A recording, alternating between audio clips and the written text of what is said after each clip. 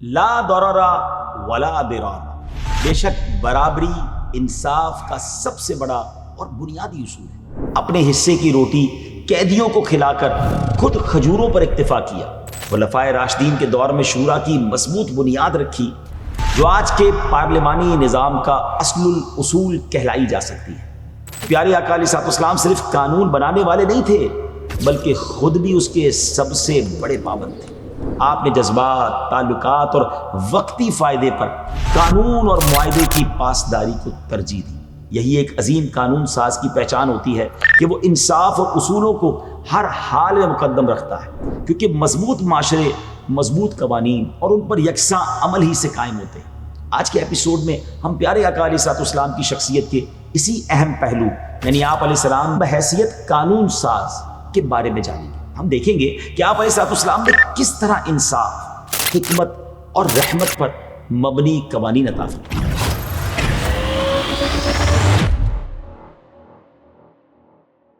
السلام علیکم ورحمۃ اللہ وبرکاتہ۔ ناظرین، دنیا کی بڑی بڑی قوموں کو اپنا قانونی نظام مرتب کرنے میں صدیاں لگ گئیں۔ برطانیہ کا آئینی ڈھانچہ کئی سالوں کے تنازعات اور اصلاحات کے بعد وجود میں آیا۔ امریکہ کا آئین ایک الگ سلطنت کے قیام کے بعد لکھا گیا، مگر تاریخ میں ایک ایسی ہستی بھی گزری ہے جس نے محض 23 برس کے مختصر عرصے میں ایک منتشر، بکھری ہوئی، جنگجو اور بدوی معاشرے کو ایک مضبوط قانونی، سماجی اور عدالتی نظام میں ڈھال دیا، وہ بھی بغیر کسی دنیاوی قانون کی کتاب، کسی یونیورسٹی اور کسی قانونی کمیٹی کے۔ یہ ہستی ہمارے آقا جناب محمد مصطفیٰ صلی اللہ تعالیٰ علیہ وسلم کی ذات والا تبار ہے۔ ہمارے پیارے آقا علیہ الصلوۃ والسلام نے اسلامی قوانین بناتے وقت تمام قوموں، مختلف معاشروں اور انسانوں کی فطری ضروریات کا خیال رکھا۔ آپ نے ایسے اصول عطا فرمائے جو نہ صرف اس زمانے بلکہ قیامت تک آنے والے لوگوں اور نئے حالات میں بھی قابل عمل رہیں۔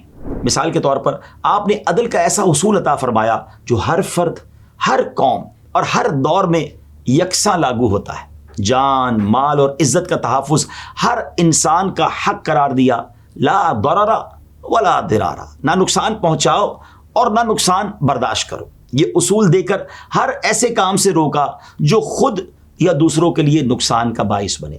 ناظرین، ایسے ہی اصولوں کی وجہ سے پیارے آقا علیہ الصلوۃ والسلام کی طرف سے تعلیم کیے گئے اسلامی قوانین کی جامعیت اور عالمگیریت روز روشن کی طرح ظاہر ہو جاتی ہے۔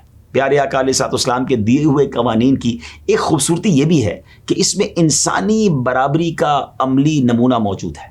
اسلام نے اگر انسانوں کو حقوق میں برابر کر دیا، اور بے شک برابری انصاف کا سب سے بڑا اور بنیادی اصول ہے، بلکہ سچ یہ ہے کہ انصاف کی عمارت جو ہے نا، اس کی بنیاد برابری ہی پر ہے۔ آپ علیہ السلام نے تمام مسلمانوں کو، چاہے امیر ہوں یا غریب، عربی ہوں یا عجمی، کالے ہوں یا گورے، اسلامی احکامات میں سب کو برابر کر دیا۔ پیارے آقا نے حجۃ الوداع کے خطبے میں ارشاد فرمایا کہ اے لوگو، تمہارا رب ایک ہے اور تمہارے والد ایک ہیں۔ سن لو، کسی عربی کو عجمی پر، کسی عجمی کو عربی پر، کسی گورے کو کالے پر اور کسی کالے کو گورے پر کوئی فضیلت حاصل نہیں، البتہ جو پرہیزگار ہے وہ دوسروں سے افضل ہے۔ مساوات کا یہ قانون خود پیارے آقا علیہ الصلوۃ والسلام نے اپنی عملی زندگی میں نافذ کر کے بھی دکھایا، جیسے کہ چوری کے ایک کیس میں جب ایک اونچے گھرانے کی عورت نے چوری کی تو نبی پاک علیہ السلام نے ایک تاریخی فیصلہ فرما کر رہتی دنیا تک کے لیے ایک مثال قائم فرمائی۔ اس موقع پر پیارے آقا نے بہت واضح انداز میں عدل کی اہمیت کو بیان فرما دیا کہ پچھلی بہت سی امتیں اس لیے ہلاک ہو گئی کہ جب ان کا کوئی شریف آدمی چوری کرتا تو اسے چھوڑ دیتے، اور اگر کوئی کمزور چوری کرتا تو اس پر حد قائم کرتے۔ آپ نے جنگی قیدیوں کے ساتھ حسن سلوک کا حکم دیا۔ غزوہ بدر کے قیدیوں کے بارے میں صحابہ کرام کو ہدایت دی گئی کہ ان کے ساتھ اچھا برتاؤ کیا جائے، حتیٰ کہ بعض صحابہ نے اپنے حصے کی روٹی قیدیوں کو کھلا کر خود کھجوروں پر اکتفا کیا۔ ناظرین، پیارے آقا نے قانون سازی فرماتے ہوئے بے جا تکلیف اور مشقت پر مبنی کاموں سے امت کو راحت عطا فرمائی، جیسا کہ آپ نے حضرت معاذ بن جبل اور حضرت ابو موسیٰ اشعری رضی اللہ تعالیٰ عنہما کو دینی معاملات کا انتظام سپرد کر کے یمن بھیجتے وقت ارشاد فرمایا، تم دونوں آسانی کرنا، تنگی مت کرنا، خوشخبری دینا، نفرت مت پھیلانا، ایک دوسرے کی اطاعت کرنا اور آپس میں مت جھگڑنا۔ ناظرین، پیارے آقا علیہ الصلوۃ والسلام کے قوانین معاشرے کے ہر فرد کے دل و دماغ میں یہ احساس راسخ کرتے ہیں کہ تم سب نگران ہو اور تم میں سے ہر ایک سے اس کے ماتحت افراد کے بارے میں پوچھا جائے گا۔ تو جب معاشرے کا ہر شخص اپنی اپنی ذمہ داری کا احساس کرے گا تو یقیناً ہر طرف خوشحالی اور کامیابی ہی نظر آئے گی۔ ناظرین، ہمارے پیارے آقا علیہ السلام نے قانون سازی اور اجتماعی فیصلوں میں مشاورت کو اہم اصول کے طور پر رائج فرمایا۔ قرآن پاک نے آپ علیہ السلام کو حکم دیا کہ معاملات میں صحابہ کرام سے مشورہ کیا کریں۔ چنانچہ غزوہ بدر ہو، غزوہ احد ہو یا غزوہ خندق، ہر موقع پر پیارے آقا علیہ الصلوۃ والسلام نے صحابہ کی رائے کو اہمیت دی، حتیٰ کہ بعض مواقع پر اپنی ذاتی رائے کے برخلاف بھی جمہور کی رائے پر عمل فرمایا۔ اسی مشاورتی نظام نے آگے چل کر خلفائے راشدین کے دور میں شورا کی مضبوط بنیاد رکھی، جو آج کے پارلیمانی نظام کا اصل الاصول کہلائی جا سکتی ہے۔ ناظرین، جب ہمارے پیارے آقا علیہ الصلوۃ والسلام مدینہ منورہ تشریف لائے تو آپ علیہ السلام نے وہاں مختلف قبائل اور یہودی قبائل کے ساتھ مل کر ایک تحریری معاہدہ فرمایا، جسے تاریخ میں میثاق مدینہ کے نام سے جانا جاتا ہے۔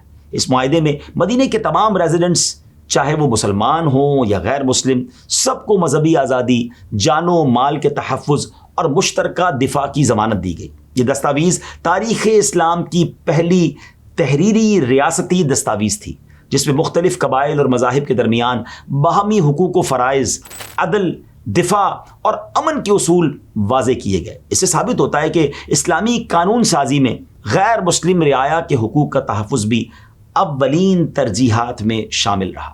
ناظرین، اسلامی قانون کا ایک نہایت اہم اصول یہ ہے کہ جب تک کسی پر جرم ثابت نہ ہو جائے وہ بے گناہ تصور کیا جائے گا۔ نبی پاک علیہ الصلوۃ والسلام نے فیصلہ فرماتے وقت ہمیشہ ٹھوس شہادت اور گواہی کا مطالبہ فرمایا، محض شک و شبہ کی بنیاد پر سزا دینے سے منع فرمایا۔ ارشاد فرمایا کہ جہاں تک تم سے ہو سکے مسلمانوں سے حدود کو دفع کرو، اگر مجرم کے بچ نکلنے کی کوئی صورت ہو تو اسے چھوڑ دو، کیونکہ مجرم کو معاف کر دینے میں امام کا غلطی کرنا اسے سزا دینے میں غلطی کرنے سے کہیں بہتر ہے۔